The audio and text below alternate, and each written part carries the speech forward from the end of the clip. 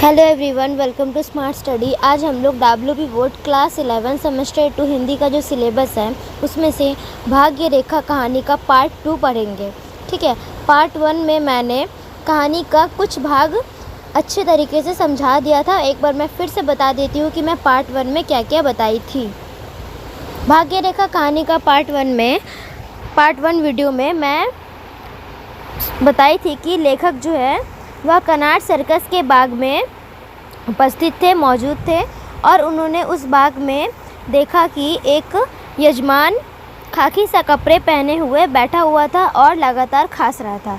वो जो यजमान था या फिर वो जो अनजान व्यक्ति था वह दम्मे का प्रॉब्लम था, उसे दम्मे का बीमारी था। ठीक है, और फिर क्या होता है कि जब वो जो यजमान लगातार खांसता है तो लेखक जो है उनसे रहा नहीं जाता है और वह कह देते हैं कि सुना है विलायत में सरकार ने जगह जगह पर पीकदान लगा रखे हैं ताकि लोगों को घास पौधों पर थूकना ना पड़े। ठीक है, और यह बात सुनकर वो जो यजमान है वो हंसने लगता है और वह कहता है कि वहाँ पे लोगों को ऐसी खांसी भी ना हुआ करती होगी। ठीक है, फिर उन दोनों में वार्तालाप होने लग जाता है, उन दोनों में बातचीत होने लगता है और हमें यह कहानी में पता चलता है उन दोनों में क्या बातचीत होती है। उन दोनों में बातचीत होता है कि लेखक जो यजमान है उससे पूछते हैं कि तुम क्या धंधा करते हो। ठीक है, तो जो यजमान है वह कहते हैं कि जब मैं धंधा करता तो यह खांसी भी मुझे ऐसे तंग ना किया करती थी। फिर वह लेखक पूछते हैं कि कहाँ धंधा करते थे, तो वह जो यजमान है वह उत्तर देता है कि कॉल का वर्कशॉप में। और फिर अपनी जो हथेली है उसकी दाएं हाथ की जो हथेली है उसके 3 उंगलियां कटी हुई थी। जो यजमान है वो क्या करता है ना, लेखक के सामने अपनी दोनों हाथों की हथेली को खोल के दिखाने लगता है और जो लेखक है उन्हें दिखाई देता है कि जो यजमान है उसके दाएं हाथ की 3 उंगली कटी हुई है और जो यजमान है वह कहता है कि जो 3 उंगली मेरी कटी हुई है यह मशीन से कट गई है। ठीक है, तभी लेखक फिर दोनों इतना बात होने के बाद दोनों चुप हो जाते हैं। फिर जो लेखक है वह कुछ देर में सो जाते हैं क्योंकि लेखक जो है वो थके हुए रहते हैं। फिर लेखक की जब नींद खुलती है तब वह देखते हैं कि जो दम्मे वाला रोगी या फिर जो अनजान व्यक्ति जो यजमान है ना, वो एक ज्योतिषी के सामने अपने जो दाएं हाथ की 3 उंगलियां कटी हुई, जिस हथेली की 3 उंगलियां कटी हुई थी, वह हथेली उस ज्योतिषी के सामने हाथ फैलाकर अपनी किस्मत ज्योतिषी को दिखा रहा था और अपनी किस्मत को पूछ रहा था कि मेरी किस्मत में क्या लिखा हुआ है। ठीक है, तो ज्योतिषी उसके हाथों को देखकर कहता है कि यहाँ पर भी त्रिकोण बनता है जहाँ पर आयु की रेखा और दिल की रेखा मिलती है, देखा तुम्हें कहीं से धन मिलने वाला है। तो ज्योतिषी उसे बताता है यजमान को कि तुम्हें कहीं से धन मिलने वाला है। उसके बाद जो यजमान है वह कहता है कि लाग लपेटने वाली बात मत करो, यानी कि बना कर बातें मत बताओ मुझे, जो मेरे किस्मत में लिखा हो यानी कि जो मेरे भाग्य रेखा में लिखा हुआ है तो मुझे वही बताओ। उसके बाद क्या होता है कहानी में हम लोगों ने पढ़ा कहानी में कि उसके बाद फिर से ज्योतिषी जो है वह यजमान को कहता है कि तेरा माथा बहुत साफ है, तुझे धन जरूर मिलेगा। लेकिन यह बात सुनकर यजमान को बहुत गुस्सा आ जाता है और वह ज्योतिषी को एक थप्पड़ कस के लगा देता है और एक थप्पड़ लगाने के बाद जो ज्योतिषी है वह बिलबिला जाता है और वह घबरा जाता है और फिर अपना पोथी पत्रा बांधकर वहाँ से जाने लग जाता है। लेकिन जो यजमान है वो उसे हाथ खींचकर बैठा लेता है अपने पास और पूछता है और उसे कहता है कि मीठी मीठी बातें तो बता दी, अब जो मेरी किस्मत में यानी कि जो मेरे भाग्य रेखा में लिखा हुआ है मुझे वह बता, मैं कुछ नहीं कहूँगा। ज्योतिषी जो है थोड़ा सा घबराता है, लेकिन उसके बाद जो ज्योतिषी है उसको यजमान से छुटकारा पाना था और उसके पास कोई उपाय भी उसे सूझ नहीं रहा था यजमान से छुटकारा पाने के लिए। इसीलिए जो ज्योतिषी है वह बाध्य हो जाता है अपना हाथ को दिखाने के लिए और ज्योतिषी जो है अपना हाथ को ज्योतिषी जो है वह जो यजमान है उसका हाथ को देखता है और उसकी भाग्य रेखा की मुख्य भाषा पढ़ता है और कहता है कि तेरी भाग्य रेखा नहीं है। ठीक है, फिर जब कहता है ज्योतिषी कि तेरा भाग्य रेखा नहीं है, तो यजमान हंसता है और कहता है, यह कहना साले तू मुझसे झूठ क्यों कहता है? जो लिखा है तू वह बताता, मीठी मीठी बातें मुझे क्यों बता रहा था कि मुझे धन मिलने वाला है। ठीक है, तो यहाँ पे हमें इस कहानी में क्या पता चलता है कि ज्योतिषी जो कुछ भी बताता है यजमान को, ज्योतिषी पहले बताता है कि तुझे धन ज़रूर मिलेगा, तेरा माथा बहुत साफ़ है। ठीक है, लेकिन यजमान जो है वह बताता है कि 3 साल से अपने भाई के टुकड़े पर मैं पल रहा हूँ और तू कहता है कि मुझे धन मिलेगा, 3 साल से मुझे तो किसी भी प्रकार का धन नहीं मिला। फिर जो ज्योतिषी है वह कहता है कि कोई बात नहीं, तेरी भाग्य रेखा नहीं है तो तेरी घरवाली की भाग्य रेखा अच्छी होगी। तो यजमान बताता है कि हाँ, मेरी घरवाली की भाग्य रेखा के कारण ही तो अब तक जी रहा हूँ। वह तक अब के 4 बच्चों को छोड़कर चली गई, यानी कि हमें पता चलता है कि जो यजमान है उसकी पत्नी की मृत्यु हो गई थी। तो ज्योतिषी का यह बात भी गलत साबित हो जाता है। ठीक है, इसीलिए जो यजमान है वह एक थप्पड़ ज्योतिषी को ज़ोर से मार देता है और फिर उसे पूछता है, उसे कहता है कि जो भी सच सच बता, जो भी कुछ मेरे किस्मत में लिखा हुआ है। तो ज्योतिषी बताता है कि तुम्हारी भाग्य रेखा नहीं है।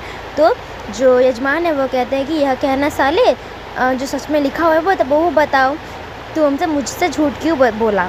उसके बाद जो यजमान है वह कहते हैं कि कहाँ भाग्य रेखा कहाँ होती है। तो ज्योतिषी बताता है कि इस उंगली से इस उंगली तक जाती है भाग्य रेखा। ठीक है, उसके बाद जो यजमान है वह ज्योतिषी से कहते हैं कि तू अपना हाथ दिखा। फिर जो ज्योतिषी है वह बाध्य होकर अपना हाथ को दिखाता है और दिखाता है और जो यजमान है वह पूछते हैं कि यह तेरी भाग्य रेखा है। तो जो ज्योतिषी है वह कहता है हाँ। फिर जो यजमान है वो पूछता है कि तेरी भाग्य रेखा तो बहुत अच्छी है, तेरे कितने बंगले हैं। यहाँ पे वो मजाक करते हुए पूछते हैं, क्योंकि देखिए अगर भाग्य के कारण हमें धन मिलता तो जो ज्योतिषी है उसकी भाग्य रेखा तो बहुत अच्छी, यानी कि उसकी तो उंगलियां कटी हुई नहीं है यजमान की तरह, तो उसकी तो भाग्य रेखा बहुत अच्छी है। तो क्या होता है अगर भाग्य रेखा के कारण हमें धन मिलता तो जो मतलब ये है ज्योतिषी है उसको भी धन मिलता और उसके पास बहुत सारे बंगले होते, लेकिन ज्योतिषी के पास किसी प्रकार के बहुत सारे बंगले नहीं थे।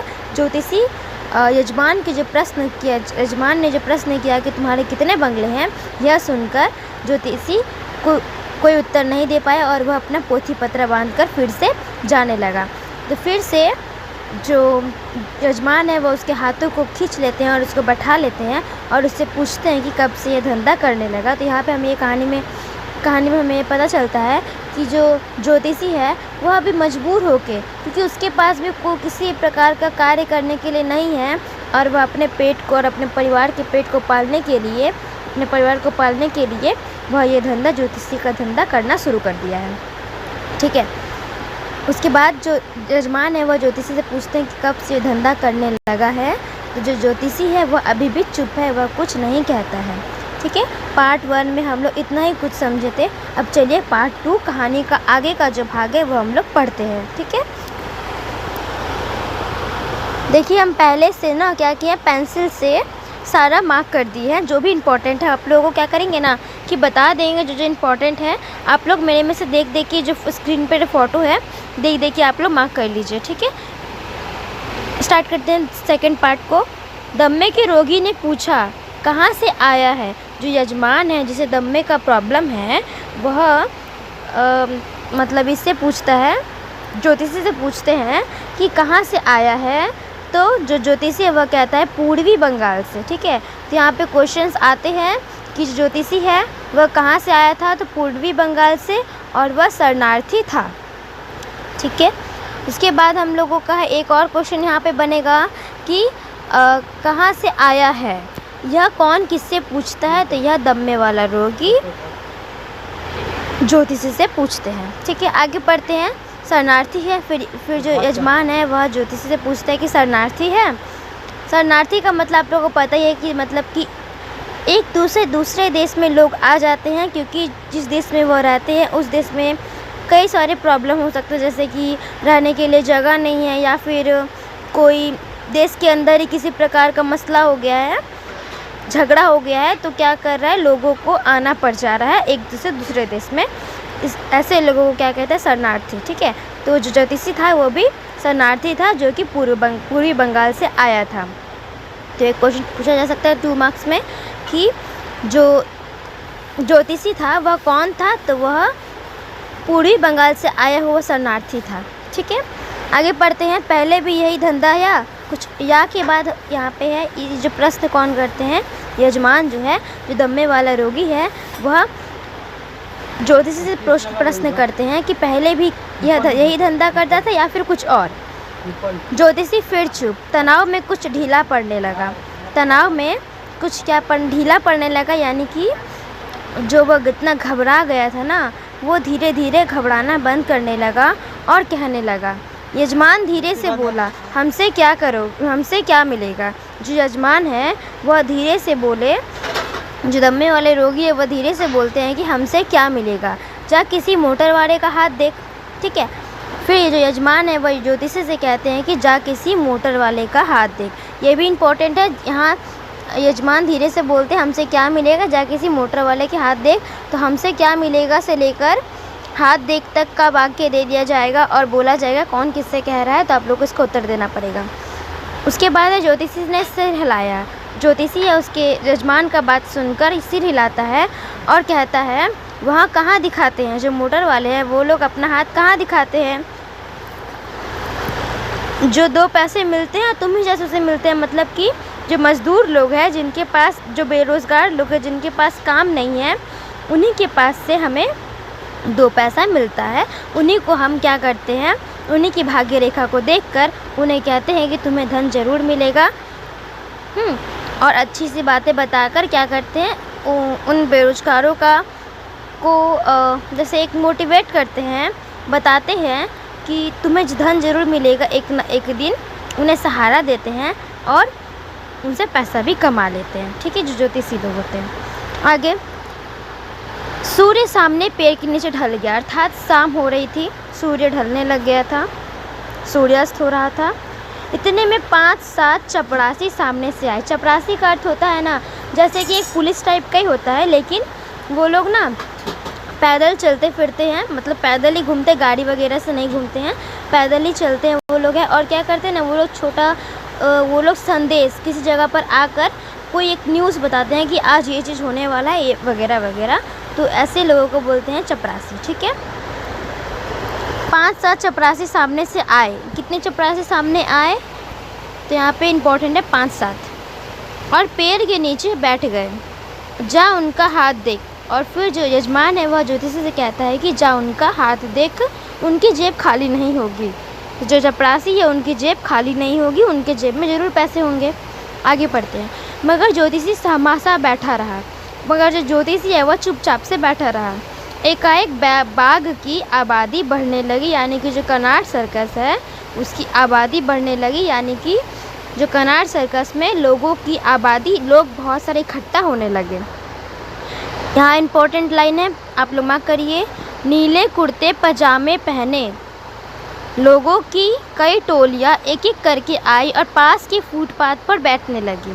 तो यहाँ पे क्वेश्चंस आ सकते हैं कि पास के फुटपाथ पर कैसे लोग आकर बैठने लगे। तो नीले कुर्ते पजामे पहने लोगों की कई टोलियाँ एक एक करके आई और पास के फुटपाथ पर बैठ गई। तो जो नीले नीले कपड़े जो पहने हुए ना, ये लोग मज़दूर हैं। ठीक है, मज़दूर लोग क्या कर रहे हैं, एक एक करके आ रहे हैं और बाग के फुटपाथ पर क्या कर रहे हैं, बैठ जा रहे हैं। फिर एक नीली सी लॉरी झपटती हुई आई और बाग के इन सामने रुक गई। और एक नीली सी लॉरी आई जो कि कनाड सर्कस यानी कि जो बाग है उसके सामने आकर रुक गई। उसमें से 15-20 लठधारी पुलिस वाले उतरे और सड़क के पार एक कतार में खड़े हो गए। ठीक है, और उसमें से, उस लॉरी में से कितने पुलिस आए, तो ये इम्पोर्टेंट है, आप लोग ये मार्क करिए। उसमें से 15-20 लठधारी पुलिस वाले उतरे और सड़क के पार एक कतार में खड़े हुए, सड़क के उस पार में एक लाइन बनाकर खड़े हो गए वो लोग। आगे पढ़ते हैं। बाग की हवा में तनाव आने लगा। यहाँ प्रश्न उठ सकता है कि बाग की हवा में तनाव क्यों आने लगा, क्योंकि बाग में धीरे धीरे कर आबादी बढ़ रही थी। धीरे धीरे कर आबादी बढ़ रही थी और जो लठधारी पुलिस थे वो भी आ गए थे। ठीक है, तो बाघ की आबादी यानी कि बढ़ रही है धीरे धीरे करके। हाँ, एक जगह बहुत सारा आदमी लोग आ जा रहे हैं, भीड़ हो जा रही है, तो भीड़ भड़कम में क्या होता है कि कुछ गड़बड़ हो जाता है और लड़ाई झगड़ा स्टार्ट हो जाता है। तो यहाँ पे वही है कि जो बाघ का जो तनाव है वो धीरे धीरे बढ़ने लग रहा है। इसीलिए जो पुलिस भी है आके लाइन बनाकर खड़े हो गए हैं सड़क के उस पार। आगे पढ़ते हैं। राहगीर पुलिस को देखकर रुकने लगे। राहगीर मतलब क्या, जो राह में सड़कों पर जो चलते हैं ना लोग, उन्हें कहते हैं राहगीर। वो लोग ना जो पुलिस लोगों को देख कर क्या करते हैं, रुक जाते हैं कि वो लोग सोच में पड़ जाते हैं कि आखिर पुलिस लोग क्यों आए हैं, क्या होने वाला है। आगे पढ़ते हैं। पेड़ों के तले भी कुछ मजदूर आ जुटे। पेड़ों के तले यानी कि पेड़ों के नीचे कुछ मजदूर आकर जुट गए। आगे पढ़ते हैं। लोग किस लिए जमा हो रहे हैं, ज्योतिषी ने यजमान से पूछा। यह भी इम्पोर्टेंट है, आप लोग इनको मार्क कर लीजिए कि लोग किस लिए जमा हो रहे हैं। यह वाक्य किसने किससे कहा और क्यों कहा। ठीक है, तो क्योंकि बाघ में आबादी बढ़ रही थी और लोग जमा हो रहे थे, इसी कारण जो मतलब जो ज्योतिषी है वो यजमान से यह प्रश्न करता है। आगे पढ़ते हैं। तुम नहीं जानते आज मई दिवस है, मजदूरों का दिन है। फिर जो यजमान है, जो दम्मे वाला रोगी है, वह कहता है कि आज मई दिवस है और मई दिवस 5 मई को मनाया जाता है। हम साइड में लिख चुके हैं 5 मई, आप लोग लिख लीजिए क्योंकि एग्ज़ाम पूछा जाता है कि मई दिवस कब और क्यों मनाया जाता है। तो मई दिवस 5 मई को मनाया जाता है और 5 मई को क्या हुआ था कि मज़दूरों के ऊपर ना गोली चलाई गई थी। इसीलिए अब हर 5 मई को जो मज़दूर लोग हैं वो लोग मज़दूर दिवस मनाते हैं। ठीक है, अब सारे मज़दूर क्या होते हैं, इकट्ठा हो जाते हैं और एक बड़ा सा जुलूस में शामिल हो जाते हैं और जुलूस निकालते हैं। इसी को बोलते हैं मज़दूर दिवस और यह दिवस 5 मई को मनाया जाता है। फिर आगे पढ़ते हैं। फिर यजमान गंभीर हो गया। जो यजमान है यानी कि जो जम्मे वाला रोगी है वो अभी गंभीर स्वर से क्या कहता है, आज के दिन मज़दूरों पर गोली चली थी। आगे पढ़ते हैं। मज़दूरों की तादाद बढ़ती ही गई और मज़दूरों के साथ खोमचे वाले, मलाई, बर्फ़, मूंगफली, चाट चबाने वाले भी आन पहुँचे। ठीक है, मज़दूरों की तादाद देखिए आज मतलब 5 जिस दिन का यहाँ बात किया जा रहा है उस दिन क्या था, 5 मई यानी कि मज़दूर दिवस। तो उस दिन क्या हो रहा है, बहुत सारे जो मज़दूर हैं, जहाँ बहुत सारे हर जगह के जो मज़दूर हैं वो लोग क्या कर रहे हैं, आपस में आके यहाँ पे इकट्ठा हो जा रहे हैं कनाट सर्कल के बाग में। हाँ, और क्या हो जा रहा है, मज़दूरों के साथ खोमचे वाले यानी कि वो ना छोटे छोटे टोकरी वगैरह अपने कंधों पर या फिर अपने कंधों पर, हाँ कंधों पर समझिए, या फिर अपने गले में टांग के, और जो उसमें चना वगैरह नहीं होता है भूजा हुआ कुछ खाना, उसको रख देते हैं और बेचते हैं। मलाई हो गया, बर्फ़ हो गया, मूंगफली हो गया, चाट हो गया, चबाने वाला यानी कि चबाने वाला जो खाना या फिर चना समझ लीजिए, चाट वगैरह समझ लिए, जो कि इंसान लोग चबा कर खाते हैं, वो सब जो खाना है वगैरह है, चाट वगैरह, वो सब बेचने वाले आ गए और उन्होंने भी फ़ायदा उठा लिया। जब वहाँ पे भीड़ जम गया था तो वो लोग भी अपना फ़ायदा समझ के वहाँ पे आन पहुँचे और अपना सौदा बेचने लगे, यानी कि अपना जो खाना वगैरह था, चना वगैरह, बर्फ़ी, मलाई, ये सब बेचने लगे। ठीक है, इसके आगे पढ़ते हैं। इतने में शहर की ओर से शोर सुनाई दी। यहाँ प्रश्न आ सकता है कि इतने में शहर की ओर से शोर क्यों सुनाई दी। तो शोर क्यों सुनाई दी, क्योंकि शोर की ओर से शहर के जो सड़क है उस ओर से ना मज़दूरों का जुलूस आ रहा था। ठीक है, आगे पढ़ते हैं। बाग में लोग बाग से लोग दौड़ दौड़ कर फुटपाथ पर जाने लगे। तो जो लोग थे, मज़दूर लोग थे, वो लोग बाग में इकट्ठा हुए थे। अब क्या किए, जब उन्होंने शोर सुनाई दिया उन्हें सड़क की ओर से, तो वह क्या करते हैं, सड़क की ओर चले जाते हैं, दौड़ दौड़ के फुटपाथ की ओर चले जाते हैं। सड़क के पर सिपाही लाठी संभाले तनकर खड़े हो गए, और जो सिपाही लोग हैं वो लोग क्या लाठी तान कर खड़े हो गए, ताकि जो लोग हैं वो लोग कोई गड़बड़ ना करने लगे, जो मज़दूर लोग हैं वो लोग कोई गड़बड़ नहीं करने लगे, और जो इतनी भीड़ है उसमें कुछ गड़बड़ी ना हो जाए, क्योंकि अगर गड़बड़ी हुई तो क्या होगा, लोग आपस में लड़ने लग जाएंगे। इसीलिए जो पुलिस लोग हैं वो लोग भी तनकर खड़े हो गए। आगे पढ़ते हैं। जुलूस आ रहा था, नारे गूंज रहे थे, हवा में तनाव भर रही थी। फुटपाथ पर खड़े लोग भी नारे लगाने लगे। फुटपाथ पर जो मज़दूर लोग खड़े थे वो लोग भी वो लोग भी तो मज़दूर थे ना, तो वो लोग भी अपने हक के लिए क्या आवाज़ देने लगे, अब नारे लगाने लगे। आगे पढ़ते हैं। पुलिस की एक और लड़ी आ लगी, पुलिस की और एक लड़ी आ गई और लठधारी सिपाही कूद कूद कर उतरे। ठीक है, पुलिस की एक और लड़ी आई और उसमें से जो सिपाही है और भी सिपाही कूद कूद कर नीचे उतरे। उसके बाद आज लाठी चलेगी, इम्पोर्टेंट है, मार्क करिए। आज लाठी चलेगी यजमान ने कहा। कौन किससे कहता है? यजमान ने कहा, पर किसी ने कोई उत्तर नहीं दिया। आगे पढ़ते हैं। सड़क के दोनों ओर भीड़ जम गई। अच्छा, यहाँ पे जो है आज लाठी चलेगी। आज लाठी क्यों चलेगी? क्योंकि मज़दूर अगर अपने हक के लिए लड़ने लग जाए, आपस में आप लड़ने लग जाए, और जो भीड़ है उसमें और भी भीड़ बढ़ जाए, लड़ने लगे वो लोग आपस में, दंगा हो जाए वहाँ पे, तो क्या हो जाएगा? पुलिस लोग लाठी चलाने पर ये हो जाएंगे, बाध्य हो जाएंगे। ठीक है, इसीलिए जो यजमान है वो कहते हैं कि आज लाठी चलेगी, यानी कि आज लाठी चलने की संभावना है। आगे बढ़ते हैं। सड़क के दोनों ओर भीड़ जम गई, सवारियों का आना जाना रुक गया। जो सवारी यानी कि जो गाड़ी वगैरह आ रहे थे वो लोग क्या कर रुक गए, क्योंकि जुलूस आ रही थी इसलिए उन्हें रुकना पड़ा। शहर वाली सड़क पर से एक जुलूस बाग की तरफ बढ़ता हुआ नजर आया। शहर वाली जो सड़क थी, शहर की ओर से जो सड़क आ रही थी, वहाँ से एक जुलूस बाग की ओर बढ़ता आ रहा था। ये जुलूस किसका था? मज़दूर लोगों का जुलूस था, क्योंकि उस दिन मज़दूर दिवस था। आगे बढ़ते हैं। इम्पोर्टेंट है कि शहर वाली सड़क पर से क्या आता हुआ नज़र आ रहा था? तो जुलूस बाग की ओर तरफ बढ़ता हुआ नज़र आ रहा था। फुटपाथ वाले भी उसमें जाकर मिलने लगे। अब फुटपाथ पर आपको हम बताएं कि जो मज़दूर लोग बाग में जमा हुए थे वो लोग सड़क की ओर से आवाज़ सुनते हैं, शोर सुनते हैं, और वो लोग फुटपाथ पर आ जाते हैं, और वो लोग भी उस जुलूस में शहर वाली सड़क से आने वाली जो जुलूस है उसमें शामिल हो जाते हैं। इतने में ही दो और जुलूस अलग दिशा से बाग की ओर आने लगते हैं। एक जुलूस क्या होता है? शहर वाली सड़क की ओर से आता है, और दो जुलूस अलग अलग दिशा से आते हैं और दोनों मिल जाता है। भीड़ जोश में आने लगी। मज़दूर बाग के सामने 8-8 की लाइन बनाकर खड़े हो गए। नारे आसमान तक गूंजने लगे और लोगों की तादाद हजारों तक जा लगी। सारे शहर की धड़कन मानो इसी भीड़ में पूंजीभूत हो गई।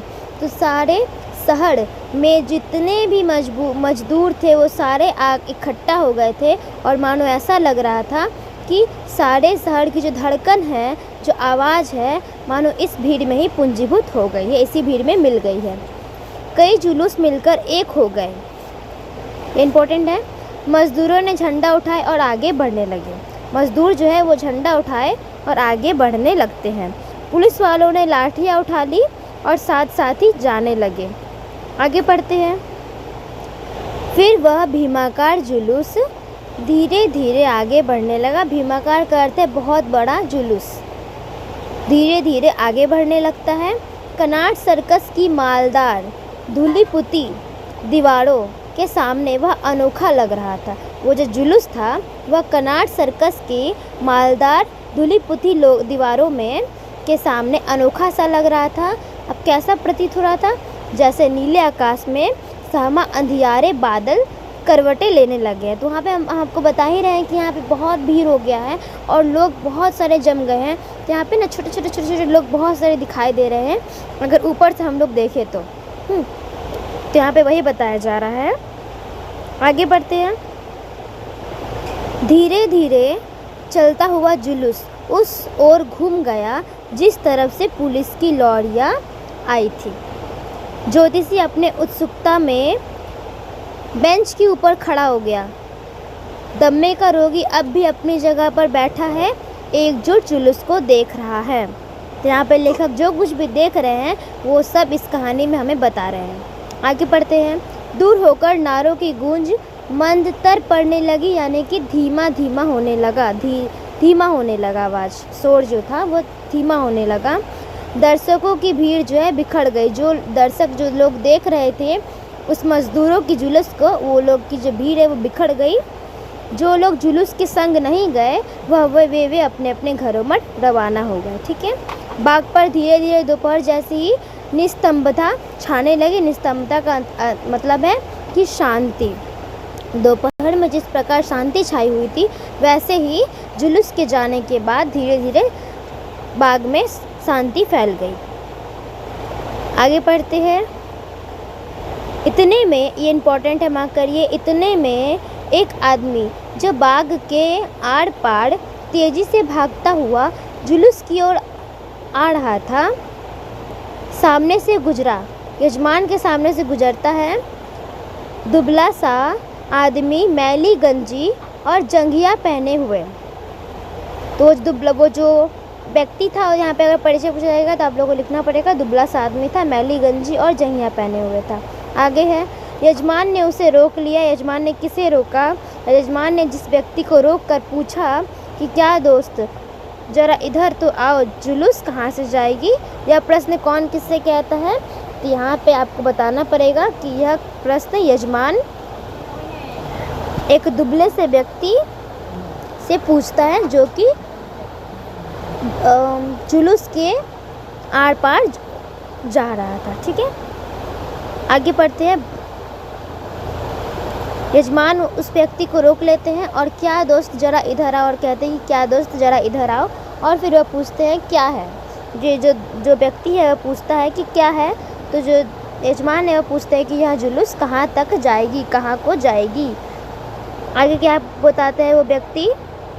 पता नहीं, सुनते हैं अजमेरी गेट, दिल्ली दरवाज़ा होता हुआ लाल किले जाएगी। तो ये प्रश्न आ सकता है कि जो जुलूस है, मज़दूरों का जो जुलूस है वो कहाँ तक जाएगा? वह लाल किले तक जाएगा। वहाँ जलसा होगा आज। आगे, वहाँ तक पहुँचेगा भी यह लठधारी जो साथ रहे हैं। अब वहाँ तक पहुँचेगा भी जो लठधारी है ना, वो लोग साथ में हैं। तो यहाँ पे लठधारी लोग हैं ना, जो पुलिस है, लठधारी लाठी लिए जो पुलिस लोग हैं, वो लोग ऐसा जानबूझ के कर भी सकते हैं कि वो लोग जानबूझ के लाठी चलाने लगे और मज़दूरों को भगा दे, यानी कि जो मज़दूर जो जुलूस है उसको लाल किले तक जाने ही ना दें। ठीक है। आगे पढ़ते हैं। यह लठधारी जो साथ रहे हैं, ये रास्ते में गड़बड़ हो गई तो यह कौन किससे कहता है? यह जो यजमान है वह उस दुबले व्यक्ति से कहता है। आगे पढ़ते हैं। अरे गड़बड़ तो होती रहती है। जो दुबला व्यक्ति है वो कहता है कि अरे गड़बड़ तो होती रहती है, तो जुलूस रुकेगा थोड़ी? गड़बड़ तो होता रहेगा लेकिन जुलूस तो नहीं रुकने वाला। जुलूस मतलब जो मजदूर है वो लोग अपना हक लेकर ही रहेंगे। आगे पढ़ते हैं। कहता हुआ वह आगे बढ़ गया। दम्मे करोगे जुलूस के ओझल होने तक टकटकी बांधे उसे देखता रहा। फिर ज्योतिषी के कंधे को थपथपाता हुआ उसकी आंखों में आंखें डालकर मुस्कुराने लगा। ज्योतिषी फिर कुछ सकुचाया, यानी कि फिर से वो थोड़ा घबराया। यजमान बोला, देखा साले? हाँ देखा है। जो ज्योतिषी वह कहता है कि हाँ देखा है। फिर अब भी यजमान की आंखें जुलूस की दिशा में अटकी हुई थी। फिर मुस्कुराते हुए अपनी उंगलियों कटी हथेली ज्योतिषी के सामने खोल दी। फिर वह क्या कहते हैं, जो यजमान है, फिर ज्योतिषी से कहते हैं अपने हाथों को खोलकर, जो हाथ की उंगलियां उनकी कटी हुई थी वह हाथ को खोलकर वो कहते हैं कि फिर देख हथेली साले, तू कैसे कहता है कि भाग्य रेखा कमज़ोर है? यह इम्पोर्टेंट है। ये लाइन दे दिया जाएगा और बोला जाएगा कि ये लाइन क्यों बताया जा रहा है और क्यों कह रहे हैं यजमान, या फिर ये लाइन कौन किससे कह रहा है। तो ये लाइन यजमान ज्योतिषी से कह रहे हैं और ये लाइन वो क्यों कह रहे हैं, क्योंकि देखिए यजमान जो है वो हमें बताना चाह रहे हैं कि वो ज्योतिषी को बताना चाह रहे हैं कि भाग्य रेखा से कुछ भी नहीं होता है। अगर भाग्य रेखा कमज़ोर होती तो जो मज़दूर लोग हैं वो लोग क्या कर रहे हैं, अपने हक़ के लिए मेहनत कर रहे हैं, अपने हक़ के लिए आत्मविश्वास उनमें है और वो लड़ रहे हैं अपने हक़ के लिए कि हमें हमारा हक़ चाहिए। ठीक है। तो ज़रूरी नहीं है कि भाग्य रेखा के कारण ही हमें कुछ ना कुछ प्राप्त होगा। ठीक है, हमें हमारे आत्मसम्मान और मेहनत से भी, हम अपने कर्म से भी प्राप्त कर सकते हैं जो हमें चाहिए। वो यह चीज़ ज्योतिषी को समझाना चाहते हैं। आगे बढ़ते हैं। फिर बाएं हाथ से छाती को थामे जोर जोर से खांसने लगा। फिर जो यजमान या फिर जो दमे वाला रोगी है वह बाएं हाथ से छाती को अपने को थामे जोर जोर से खांसने लगते हैं। तो ये कहानी यहाँ पे ख़त्म हो गया, आज भाग्य रेखा कहानी। तो चलिए इस कहानी से हमें क्या संदेश मिलता है, क्या सीखने को मिलता है, हम इसको थोड़ा जान लेते हैं। भीष्म शाहनी द्वारा रचित भाग्य रेखा कहानी हमें यह संदेश देती है कि अंधविश्वास और भाग्यवादिता पर विश्वास, यानी कि जो भाग्य के भरोसे हम लोग जो हैं भाग्य पर विश्वास करके बैठे हुए हैं, लेकिन इस विश्वास से भी अधिक महत्वपूर्ण मेहनत और कर्म है। ठीक है, और असली ताकत मेहनत और आत्मविश्वास में है। ठीक है, तो यहाँ पे कहने का तात्पर्य यह है कि लेखक हमें यह समझाना चाहते हैं, हमें यह सिखाना चाहते हैं कि हमें भाग्य के भरोसे और अंधविश्वास को त्यागना पड़ेगा और भाग्य के भरोसे बैठे रहना नहीं होगा कि हमारा भाग्य किसी दिन बदलेगा। हमें कड़ी मेहनत करनी होगी, कड़ी मेहनत करनी होगी और खुद के ऊपर विश्वास करना होगा और खुद अब कड़ी मेहनत करनी होगी, और इसी के कारण हम एक ना एक दिन अपनी परिस्थितियों को बदल पाएंगे। ठीक है, तो लेखक हमें यही सिखाना चाहते हैं। तो भाग्य रेखा कहानी आज ख़त्म हो गया, पार्ट 2 वीडियो ख़त्म हो गया। और अगर वीडियो आप लोग को अच्छी लगी हो तो आप लोग वीडियो को लाइक एंड सब्सक्राइब करिएगा। Thank you.